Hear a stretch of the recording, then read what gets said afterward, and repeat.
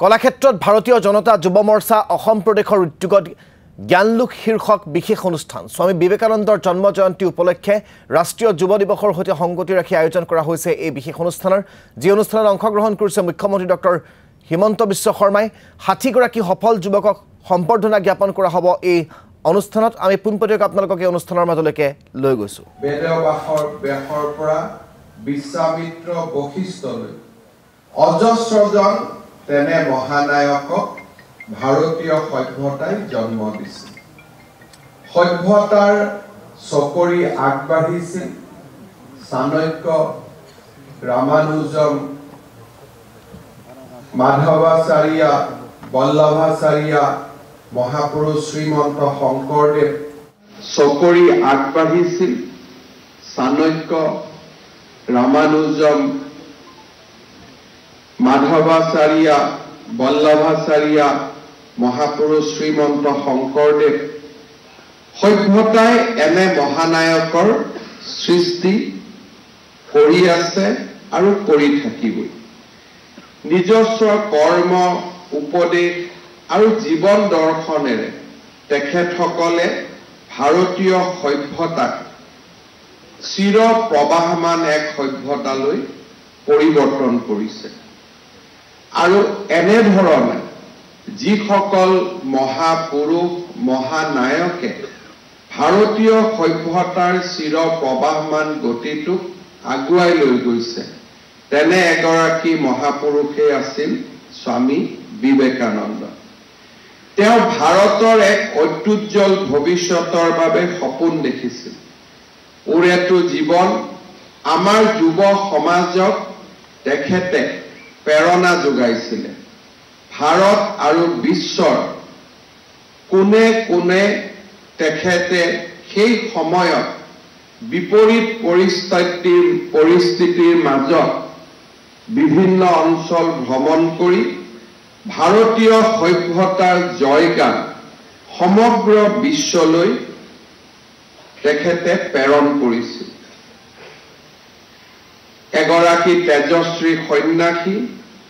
আৰু ধৰ্ম আৰু আধ্যাত্মিকতাৰ কেন্দ্ৰ স্বামী বিবেকানন্দৰ ব্যক্তিত্ব আছিল হিমালয়ৰ দৰে উচ্চ মহাসাগৰৰ দৰে গভীৰ আৰু আকাশৰ দৰে বিশাল তেনে মহানায়কৰ জন্ম হৈছিল 12 জানুৱাৰী 1863 চনত আৰু এইগৰাকী বিবেকানন্দ আৰু অথবা নৰেন্দ্ৰনাথ ৰামকৃষ্ণ পৰমহংসদেৱৰ আধ্যাত্মিক পৰামৰ্শ আৰু আধ্যাত্মিক জীৱন ছায়াত তেখেতে এদিন নিজেই এজুপি বৰগছলৈ ৰূপান্তৰ হৈছিল আজি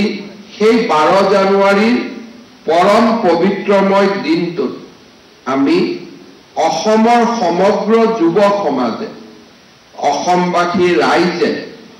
আৰু সনাতন সভ্যতাক গভীৰভাৱে বিশ্বাস কৰা তেখেতৰ যিসকলে তেখেতৰ জীৱন আৰু কৰ্ম আমি কৰবাত নহয় কৰবাত হলেও প্ৰেৰণাৰ উৎস বুলি ভাবো তেখেতসকলৰ বাবে আজিৰ এই দিনটো সঁচাকৈয়ে এক পৰম পবিত্ৰ আৰু এক মহান দিন আজিৰ এই দিনটোত সমগ্ৰ ৰাষ্ট্ৰই ৰাষ্ট্ৰীয় যুৱ দিৱস হিচাপে পালন কৰে কাৰণ স্বামী বিবেকানন্দৰ জীৱনেই আছিল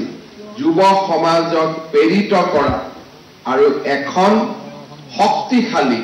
ভাৰতবৰ্ষৰ নিৰ্মাণ কৰা আমি সকলোৱে জানো জীৱন